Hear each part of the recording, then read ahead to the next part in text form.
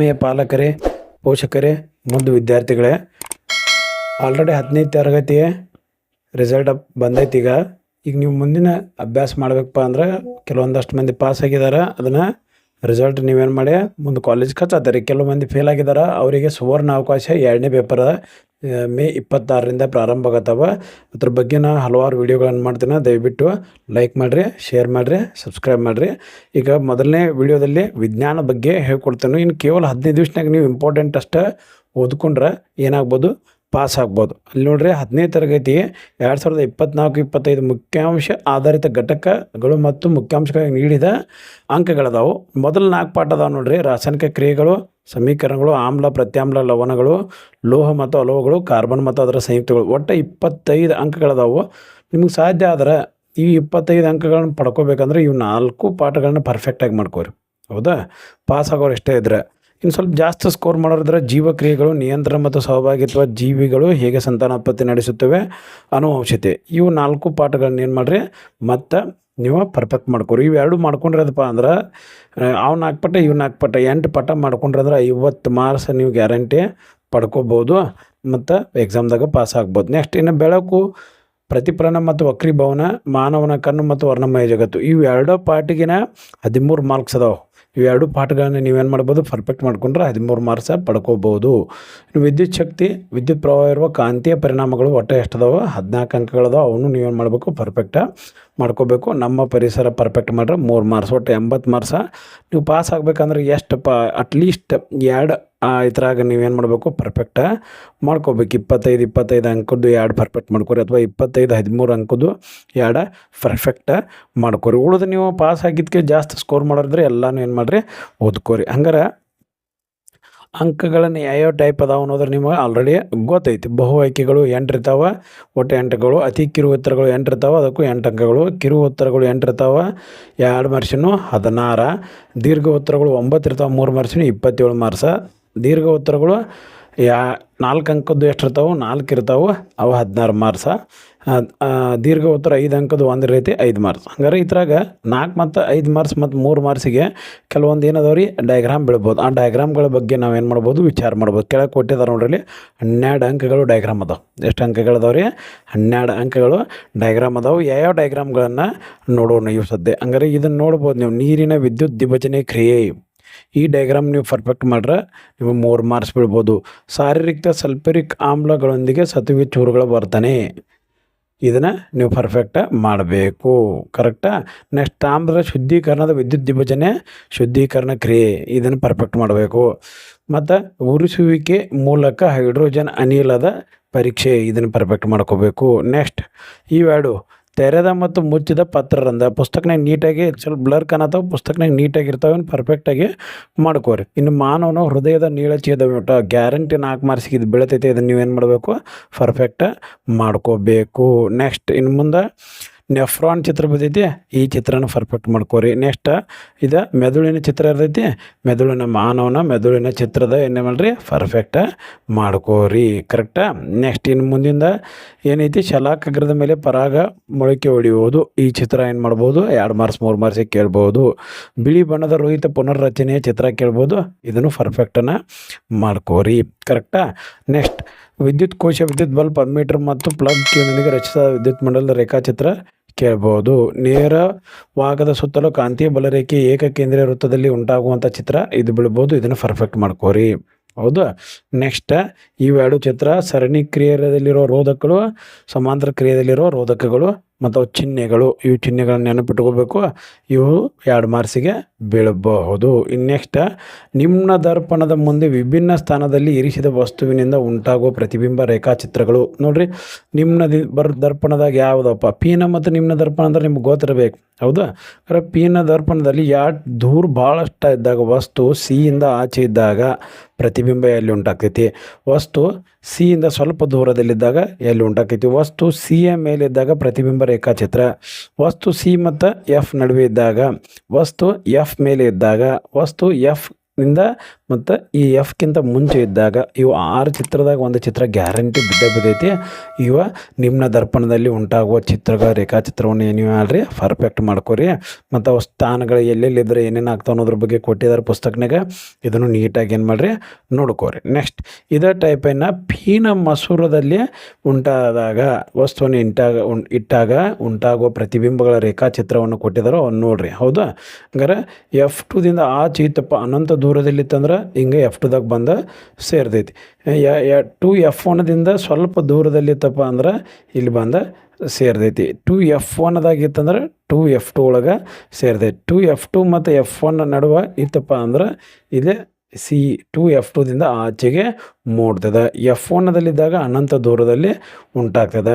F1 ಮತ್ತು O ನಡಕ್ಕಿತ್ತ ಅಂದ್ರೆ ಇದು ಅನಂತ ದೂರದಲ್ಲಿ ಉಂಟಾಗ್ತೈತೆ. ಇದು ಹಿಡಿಯಲು ಸಾಧ್ಯವಿಲ್ಲ, ತೆರೆ ಮೇಲೆ ಹಿಡಿಯಲು ಸಾಧ್ಯವಿಲ್ಲ ಅಂತ ನೀವು ಬರಿಬೇಕು. ಈ ಟೈಪ್ ಏನು ಮಾಡಬೇಕು ನೀವು ಬರಿಬೇಕು. ಈ ಚಿತ್ರಗಳನ್ನು ನೋಡ್ಕೋರಿ. ಹೌದಾ? ನೆಕ್ಸ್ಟ್ ಇನ್ನು ಕೆಲವು ಭೌತ ಪರಿಣಾಮಗಳು ಮತ್ತು ಅವುಗಳ ಮೂಲಮಾನಗಳನ್ನು ಕೊಟ್ಟಿದ್ದಾರೆ. ಇವನು ಪರ್ಫೆಕ್ಟಾಗಿ ನೋಡ್ಕೊರಿ. 1 ಮಾರ್ಕ್ಸ್ ಸಬ್ಜೆಕ್ಟಿವ್ನಾಗ ಕೇಳ್ಬೋದು. ವಿದ್ಯುತ್ ಅವಶ್ಯಗಳ ಎದ್ರಾಗ ಐತಾರೋ ಕೂಲಮ್ದಾಗ ಐತಾವು. ಹೌದು? ವಿದ್ಯುತ್ ಪ್ರವಾಹವನ್ನು ಎದ್ರಾಗ ಐತೇವು ಆಂಪಿಯರ್ದಾಗ ಐತೇವು. ವಿಭವಾಂತರನ ಎದ್ರಾಗ ಐತೇವು ವೋಲ್ಟ್ದಾಗ ಅಳಿತೇವು. ರೋಧವನ್ನು ಎದ್ರಾಗ ಐತೇವು ಓಮ್ನಾಗ ಅಳಿತೇವು. ಹೌದಾ? ರೋಧಶೀಲತೆಯನ್ನು ಎದ್ರಾಗ ಐತೇವು ಓಮ್ ಮೀಟರ್ನಾಗ ಅಳಿತೇವು. ವಿದ್ಯುತ್ ಸಾಮರ್ಥ್ಯವನ್ನು ಎದ್ರಾಗ ಐತೇವು ವ್ಯಾಟ್ದಾಗ ಅಳಿತೇವು. ವಿದ್ಯುತ್ ಶಕ್ತಿಯ ವ್ಯಾವಹಾರಿಕ ಏಕಮಾನ ಕಿಲೋ ವ್ಯಾಟ್ ಗಂಟೆ. ಹೌದಾ? ಇವುಗಳನ್ನ ಏನು ಮಾಡಿರಿ ನೆನಪ ಇಟ್ಕೋರಿ. 1 ಮಾರ್ಕ್ಸಿಗೆ ಅದು ಬೀಳ್ಬೋದು. ಹಾಗಾದ್ರೆ ಇವು ಚಿತ್ರಗಳನ್ನೆಲ್ಲ ಪರ್ಫೆಕ್ಟ್ ಮಾಡ್ರೆ 12 ಮಾರ್ಕ್ಸ್ ನಿಮ್ಮ ಪಾಕೆಟ್ನಾಗ ಇದ್ದಂಗೆ. ಹೌದು? ಯಾರು ಫೇಲ್ ಆಗ್ಯಾರ ನೋಡಿ 1-2 ಮಾರ್ಕ್ಸಿಂದ ಸ್ವಲ್ಪ ಇವನ್ನೆಲ್ಲ ಪರ್ಫೆಕ್ಟ್ ಮಾಡ್ಕೋರಿ. ನಿಮ್ಗೆ 15 ದಿವಸ ಕಾಲಾವಕಾಶ ಐತೆ ಹೋದ್ರಿ. ಹಂಗಾರೆ ಇನ್ನು 2 ಅಂಕದ ಮುಖ್ಯ ಪ್ರಶ್ನೆಗಳದಾವ. ನಾನು ಸ್ವಲ್ಪ ಹೇಳ್ಕೊತ ಹೋಗ್ತೇನೆ ಅಷ್ಟೇ, ಯಾಕಂದ್ರೆ ವಿಡಿಯೋ ಭಾಳ ದೊಡ್ಡದಾಗ್ತೈತಿ.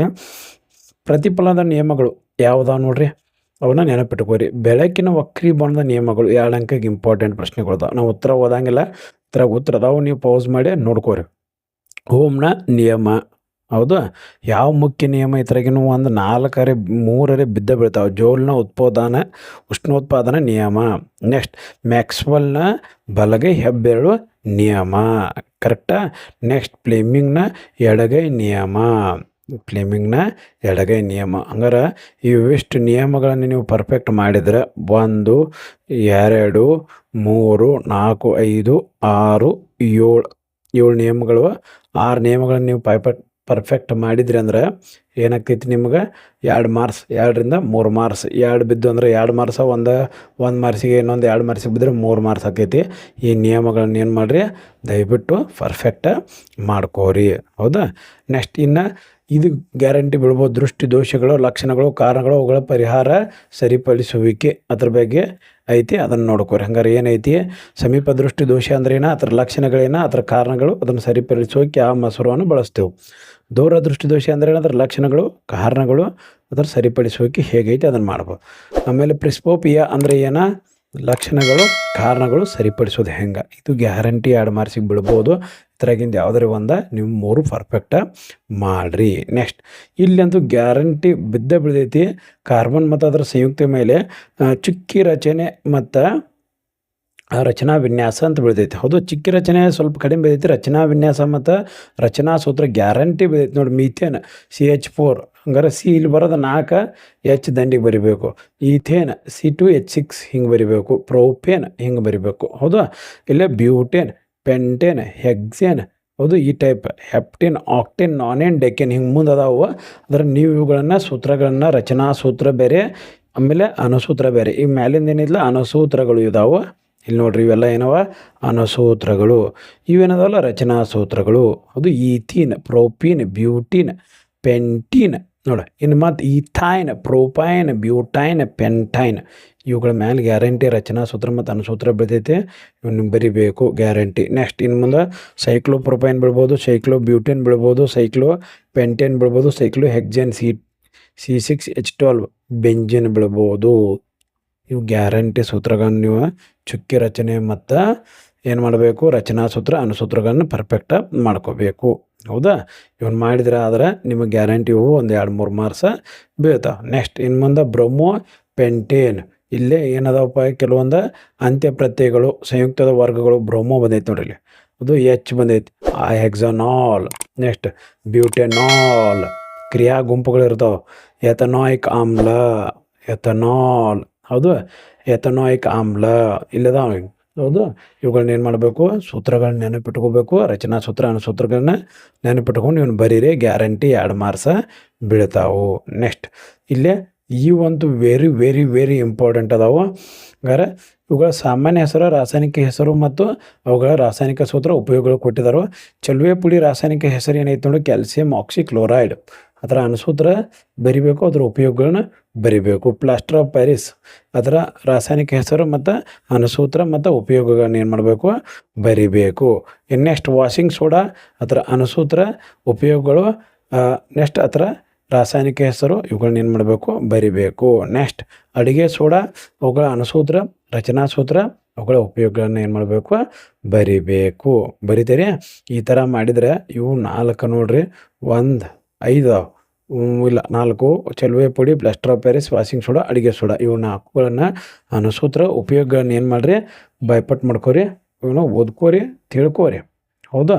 ಇವುಗಳನ್ನ ತಿಳ್ಕೊಂಡು ಬೆಳೆಯೋಕೆ ಗ್ಯಾರಂಟಿ 4 ಇವಕ್ಕೆ 2 ಮಾರ್ಕ್ಸನ್ನು ಬೀಳಬಹುದು. ನೆಕ್ಸ್ಟ್ ಮುಂದೆ ಸೋಡಿಯಂ ಕ್ಲೋರೈಡ್ ಉಂಟಾಗುವಿಕೆ ಚಿತ್ರ ಚುಕ್ಕಿ ರಚನೆ ಬರೀರಿ ಅಂದರೆ ಈ ಟೈಪ್ ನೀವು ಚುಕ್ಕಿ ರಚನೆಯನ್ನು ಬರಿಬೇಕು. ಮ್ಯಾಗ್ನೀಷಿಯಂ ಕ್ಲೋರೈಡ್ ಉಂಟಾಗುವ ಚುಕ್ಕಿ ರಚನೆ ಬರಿ ಅಂದರೆ ಈ ಟೈಪ ಬರಿಬೇಕಾಗ್ತೈತಿ. ಹೌದಾ. ನೆಕ್ಸ್ಟ್ ಹಂಗಾರೆ ಇನ್ನು ಮುಂದೆ ಇವು 2 ಅಂಕಗಳ ಗ್ಯಾರಂಟಿ ಬೀಳ್ಬೋದು. ಮಾನವನ ಮೆದುಳು ಭಾಗಗಳು ಮತ್ತು ಅವುಗಳ ಕಾರ್ಯ. ಹೌದು. ಮಹಾಮಸ್ತಿಷ್ಕ ಎಲ್ಲೈತಿ ಅವುಗಳ ಕಾರ್ಯ ಬರಿಬೇಕು. ಮತ್ತು ಥೆಲಾಮಸ್, ಹೈಪೋಥೆಲಾಮಸ್, ಅನುಮಸ್ತಿಷ್ಕ, ಫ್ರಾನ್ಸ್, ಮೆಡುಲಾ ಆಮ್ಲಗೇಟ್, ಮಧ್ಯ ಮೆದುಳು, ಇವುಗಳ ಕಾರ್ಯಗಳನ್ನು ನೀವು ಬರೆದ್ರೆ 2 ಮಾರ್ಕ್ಸ್ ಗ್ಯಾರಂಟಿ ಬೆಳೆದೈತಿ. ನೆಕ್ಸ್ಟ್ ಇನ್ನು ಮುಂದೆ ಸಸ್ಯ ಹಾರ್ಮೋನ್ ಮತ್ತು ಅವುಗಳ ಕಾರ್ಯಗಳದಾವೆ. ಆಕ್ಸಿನ್, ಜಿಬ್ಬರ್ಲಿನ್, ಸೈಟೋಕೈನಿನ್, ಅಸ್ಬೆಸಿಕ್ ಆಮ್ಲ, ಇವುಗಳನ್ನು ನೀವು ಕಾರ್ಯಗಳನ್ನು ಬಾಯ್ಪಾಠ ಮಾಡಿರಿ. ಇದೇ ಟೈಪ ಮನುಷ್ಯನಲ್ಲಿರುವಂಥ ಹಲವು ಗ್ರಂಥಿಗಳು ಕೊಟ್ಟಿದ್ದಾರೆ. ಪಿಟ್ಯುಟರಿ ಗ್ರಂಥಿ, ಥೈರಾಯ್ಡ್ ಗ್ರಂಥಿ, ಅಡ್ರಿನಲ್ ಗ್ರಂಥಿ, ಮೆದೋಜರಕ ಗ್ರಂಥಿ, ವೃಷಣಗಳು, ಅಂಡಾಶಯಗಳು, ಇವುಗಳ ಕಾರ್ಯ ಮತ್ತು ಹಾರ್ಮೋನ್ಗಳು ಯಾವುದಾವು, ಇವು ಗ್ರಂಥಿಗಳು ಅದಾವು, ಇವು ಹಾರ್ಮೋನ್ಗಳು, ಇವು ಕಾರ್ಯಗಳು, ಇವುಗಳನ್ನು ಏನು ಮಾಡಿರಿ, ಬಾಯ್ಪಾಠ ಮಾಡಿರಿ. ನಿಮ್ಗೆ ಗೊತ್ತಾಗ್ತೈತಿ, ಈಸಿ ಆಗ್ತೈತಿ. ಹೌದಾ. ನೆಕ್ಸ್ಟ್ ಇನ್ನು ಮುಂದೆ ಸಸ್ಯಗಳಲ್ಲಿ ಉಂಟಾಗುವ ಅನುವರ್ತನಗಳು ಕೊಟ್ಟಿದ್ದಾರೆ. ದ್ವಿತೀಯ ಅನುವರ್ತನೆ ಏನು ಮಾಡೈತಿ, ಜಲಾನುವರ್ತನೆ ಏನು ಮಾಡೈತಿ, ರಾಸಾಯನಿಕ ಅನುವರ್ತನೆ ಏನು ಮಾಡೈತಿ, ಗುರುತ್ವಾನುವರ್ತನೆ ಏನು ಮಾಡೈತಿ, ಸ್ಪರ್ಶಾನುವರ್ತನೆ ಏನು ಮಾಡೈತಿ. ಇವುಗಳು 2 ಮಾರ್ಕ್ಸಿಗೆ ಕೇಳ್ಬೋದು. ದಯವಿಟ್ಟು ಇವುಗಳನ್ನ ಏನು ಮಾಡಿರಿ, ಓದ್ಕೋರಿ. ಹೌದಾ. ನೆಕ್ಸ್ಟ್ ಇನ್ನು ಮುಂದೆ 2 ಅಂಕದ ರಕ್ತದ ಕಣಗಳು ಮತ್ತು ಅವುಗಳ ಕಾರ್ಯಗಳನ್ನು ಕೊಟ್ಟಿದ್ದಾರೋ, ರಕ್ತದ ಕಣಗಳು ಮತ್ತು ಕಾರ್ಯಗಳನ್ನು ಏನು ಮಾಡಿರಿ, ನೀವು ನೋಡ್ಕೋರಿ. ಹೌದಾ. ಇವನ್ನ ನೋಡ್ಕೊಂಡು ಏನು ಮಾಡಿರಿ, ಬಾಯ್ಪಾಠ ಮಾಡಿರಿ. ಕಾರ್ಯಗಳು ಉಂಟಾಗೋದನ್ನು ಕೊಟ್ಟಿದ್ದಾರೆ. ಅವುಗಳ ರಕ್ತದ ಕಣಗಳ ಹೆಸರುಗಳು, ಕಾರ್ಯಗಳನ್ನು ಕೊಟ್ಟಿದ್ದಾರೆ. ಅವುಗಳು ನೋಡ್ರಿ, ಕೆಂಪು ರಕ್ತ ಕಣಗಳು, ಬಿಳಿ ರಕ್ತ ಕಣಗಳು, ಕಿರುತಟ್ಟೆಗಳು, ಪ್ಲಾಸ್ಮಾ, ದುಗ್ಧರಸ, ಇವುಗಳ ಕಾರ್ಯಗಳನ್ನ ಏನು ಮಾಡಿರಿ, ನೆನಪು ಇಟ್ಕೋರಿ. ನಿಮಗೇನಾಕೈತಿ, ಅನುಕೂಲ ಆಗ್ತೈತಿ. ಹೌದಾ. ನೆಕ್ಸ್ಟ್ ಇನ್ನು ಮುಂದೆ ದ್ವಿದಳನ, ಬಹುವಿದಳನ ಎಂದರೇನು ಐತಿ, ಅವುಗಳ ಉದಾಹರಣೆ ಕೊಟ್ಟಿದ್ದಾರೆ. ನೆಕ್ಸ್ಟ್ ತುಂಡರುವಿಕೆ ಐತಿ, ಪುನರುತ್ಪಾದನೆ ಐತಿ. ಇವುಗಳನ್ನ ಏನು ಮಾಡಿರಿ, ಓದ್ಕೋರಿ. ಮಗ್ಗುವಿಕೆ ಎಂದರೇನು, ಕಾಯಜ ಸಂತಾನೋತ್ಪತ್ತಿ ಎಂದರೇನು, ಅವುಗಳನ್ನ ಚಿತ್ರ ಕೊಟ್ಟಿದ್ದಾರೆ. ಇವು ಎಂದರೇನು ನೀವು ಏನು ಮಾಡಿರಿ, ಓದ್ಕೋಬೇಕು. ನೆಕ್ಸ್ಟ್ ಇನ್ನು ಮುಂದೆ ಮನುಷ್ಯರಲ್ಲಿ ಗಂಡ ಸಂತಾನೋತ್ಪತ್ತಿಯಲ್ಲಿ ಭಾಗಗಳು ಮತ್ತು ಅವುಗಳ ಕಾರ್ಯಗಳು ಕೊಟ್ಟಿದ್ದಾರೆ. ವೀರ್ಯನಾಳ, ವೃಷಣ, ವೀರ್ಯ ಕೋಶ, ಪ್ರಾಸ್ಟೇಟ್ ಗ್ರಂಥಿ, ಶಿಶ್ನ. ಹೌದು. ಇವುಗಳ ಕಾರ್ಯಗಳನ್ನು ಏನು ಮಾಡಿರಿ, ಓದ್ಕೋರಿ. ನೆಕ್ಸ್ಟ್ ಹೆಣ್ಣು ಮಕ್ಕಳಲ್ಲಿ ಉಂಟಾಗುವ ಸಂತಾನೋತ್ಪತ್ತಿ ಭಾಗಗಳು, ಕಾರ್ಯಗಳು ಕೊಟ್ಟಿದ್ದಾರೆ. ಫಿಲೋಸಿಪ್ಯ ನಾಳ, ಅಂಡಾಶಯ, ಗರ್ಭಕೋಶದ ಕಂಠ, ಯೋನಿ, ಇವುಗಳನ್ನ ಏನು ಮಾಡಿರಿ, ಓದ್ಕೋರಿ. ನೆಕ್ಸ್ಟ್ ಪರಾವರ್ತಿತ ಚಾಪ ಎಂದರೇನು, ಅದರ ಮಾರ್ಗ ಹೆಂಗೆ ಐತೆ ಅನ್ನೋದ್ರ ಬಗ್ಗೆ ಕೊಟ್ಟಿರ್ತಾರೆ. ಇದನ್ನು ಓದ್ಕೋರಿ. ಇದು ನೀವೇನು ಮಾಡ್ಬೋದು, ಬೀಳ್ಬೋದು.